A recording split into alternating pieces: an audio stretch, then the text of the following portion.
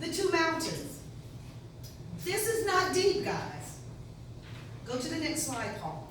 We know that Moses went to Mount Sinai, which was not too far from the Red Sea, leaving out of Egypt. That mountain had a lot to do with the person, the priest, the leader. But we do know that God wanted the people to come to that mountain. They chose not to go. Even though in this passage, it says if anything touched the mountain, it would die or be put to death. That is true. But initially, God called all to come, not just Moses. But because of the people's inability to own who they are in God and put it off on someone else, the preacher, then the preacher had to go. And only the preacher could go. Moses. We have Jesus. Jesus has already done what Moses did and more. So Mount Sinai is the realistic part of who God is. And if you look at both of these mountains, they're dry, rocky mountains. They're not like the beautiful mountains of North Carolina and Georgia. They are not. I was thinking, God, wouldn't you come to this beautiful? I was like, well, I kind of burn everything up when I come to the earth, so I didn't want to burn up the trees. God came to give the law and then grace. Law and then grace. Law and then grace. Law and then grace. Guess what? Grace means you can walk through the law. You can touch the mountain. You can go up on the mountain. No longer are you estranged from God. You must own your part in God. Just as Jesus owned his part all the way to death. We do not own our part in God. We must begin to do that. Law, grace. Law, grace. Law. We now live on the dictates of man-made laws within the confines of who we are as Christians. So good Presbyterians didn't know what to do when I started speaking in tongues. I was like, it's that time. It's that time.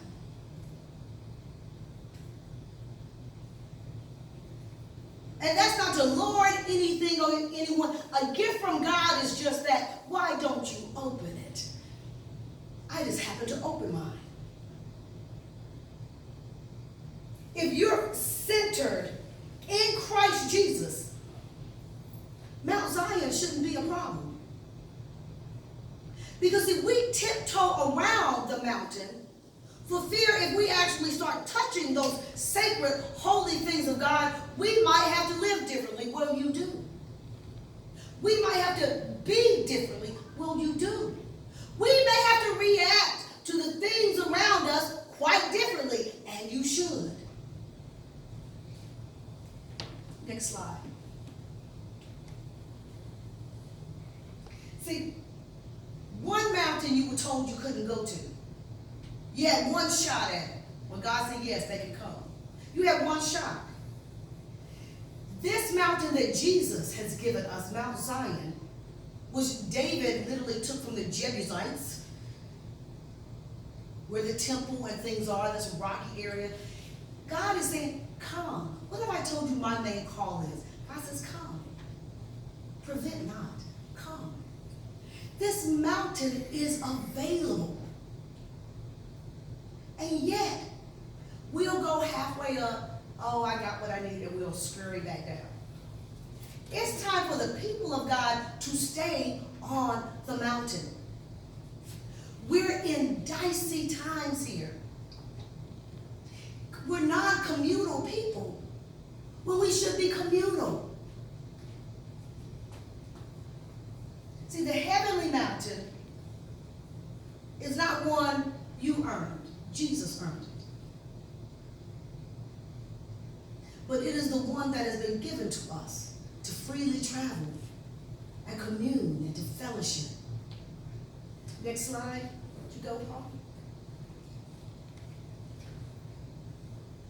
What I believe many people still sense is Mount Sinai. God loving us at a distance, or us leaving for the fear if God really shows up. See, if you've been loving God at a distance, please stop.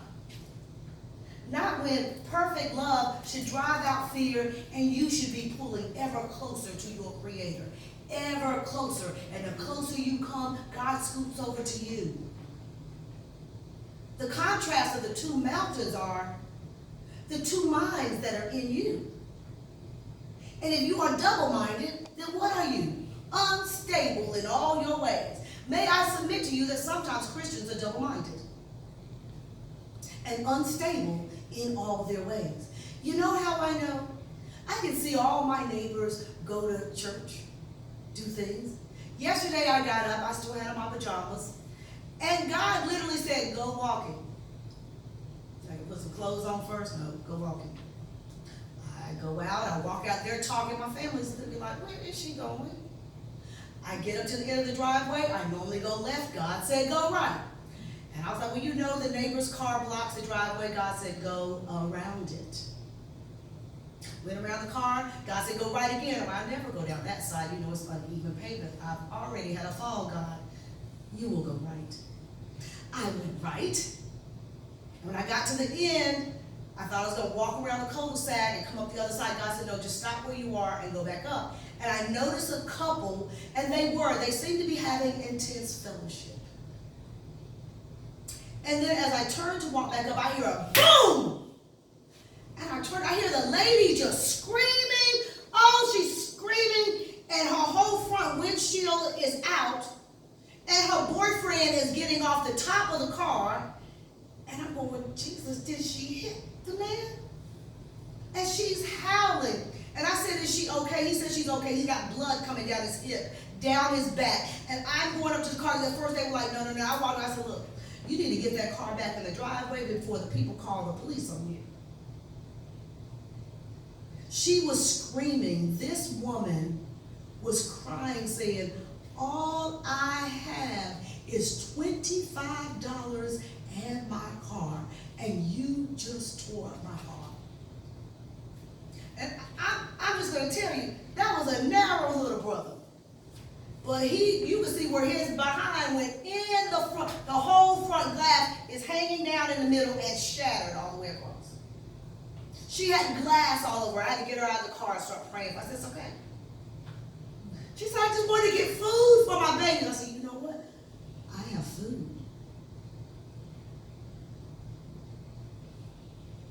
And Ken, I went back and got Ken and the girls, and I told them what happened. They're like, we were about to come and check on you. I was like, no, God sent me down there to intervene in whatsoever is going on. But they had a renter that they brought in to help them pay their rent. The gentleman lived there for a year and then up and left. Guys, there's a problem in this country. There's a problem. 2 little babies, a little girl had on boots. Do you know how hot it was?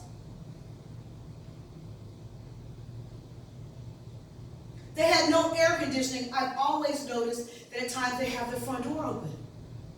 These were young people. And they proceeded to tell me how the neighborhood had beat them down with the association. You don't mow the grass. They got a guy, they paid him to mow the grass. He mowed half, had to go get gas, and never came back.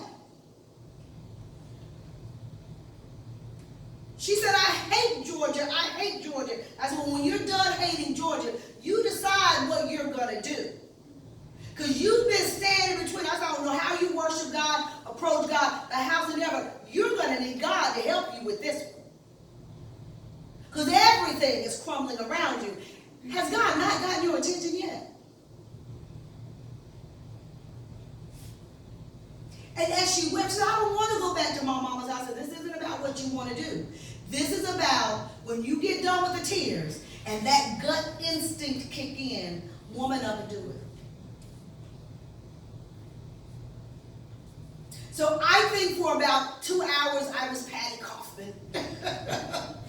We gave them Monica's air conditioner from school. Every bit of food we could find. The babies were hugging and kissing us. Just the sweetest kids. And she said, this neighbor over here videotapes us and turned. I was like, what?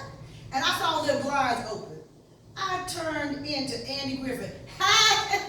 Hey. I said, you're trying to fight in the natural, and this is a spiritual fight. And Ken was able to minister to the young man. He just didn't want her to leave. So he threw his body into the car. Y'all come. I don't get it, Jesus. I don't get it.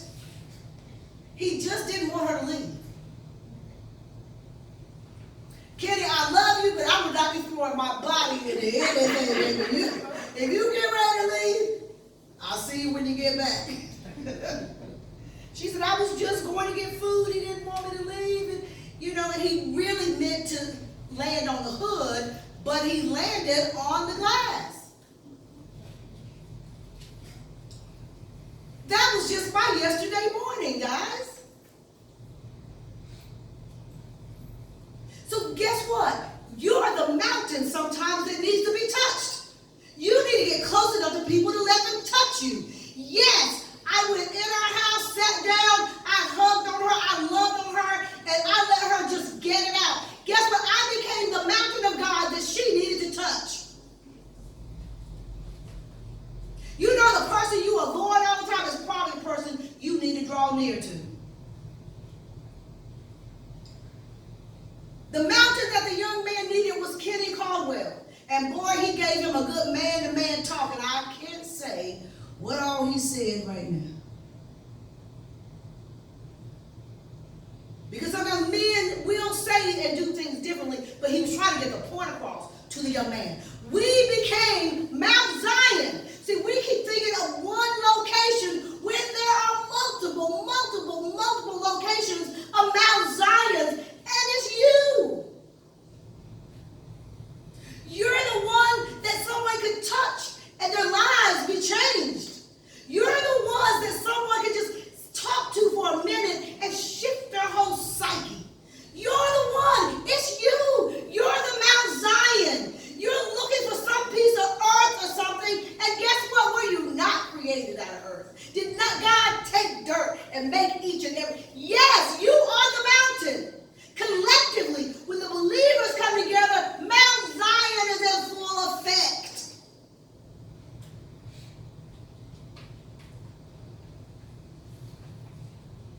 Have you been afraid to be the Mount Zion? Don't be afraid. Because the baby bumped my glasses when I got home, I had to take some medicine. But it was okay. Because if you had seen the difference 2 hours with me and Kenny had made in those people's lives, and we're nobody special. Come on, we're nobody special. But because I was willing to hear, I didn't say, God, you know my face broke. I didn't want to say. And you know it's hot. I must be losing my mind. And I was surprised they didn't attack me. And so you can't go. My family has been like that. So understand what God is bringing to you today. Dare to be the Mount Zion that's missing in your community. Dare to be the Mount Zion that's missing in your workplace, in your family. Are you the ones people can touch and just, I feel better, I'm comforted? There are two choices here. Not for which mountain you're going to, which mountain you're going to be. Because sometimes the most holiest of people are like Mount Sinai. You may be stoned to death if you touch them. This is your commission. You touch the community with food, and now you must allow the community to touch you. That easy? No, not always. But you are the Mount Zion in the midst of all that's going on in this country. You are. God, I thank you for mercy and truth. I thank you for the fullness of your love. I pray that you will forever keep me obedient to all you want me to do. Small things like walking, God. I pray in the name of Yeshua HaMashiach that the young couple that we ministered to, that you would touch them from the top of their heads to the tip of their toes with your love, with your power, and your mercy, God. I thank you that good things are coming to them. I thank you, God, that some neighbors are going to wake up and be more neighborly toward the young people in that community that are struggling just to do what they have to do to be in family and community. And I further pray, God, that the church would begin to become more communal, not with just those that are on roll, but those that are all around their building, their land, in the communities that each and every one of us live in. You tell me you cut. Facebook, on the 28th of this month, September, we will have a fall festival. It will start at 8, right, Linda? 8 to 2. They're going to have a big yard sale. We're going to have food. Tickets and things will be available online. This is not pantry stuff at all. This is just the women's ministry and other ministries within the church doing an annual fall festival that they do every year. So I will alert all of you when I put tickets on Facebook. I pray you enjoyed the message. I know I spoke to you some about the story from yesterday in my live feed this morning. But as always, leave me comments. If you haven't joined the family, like and follow us.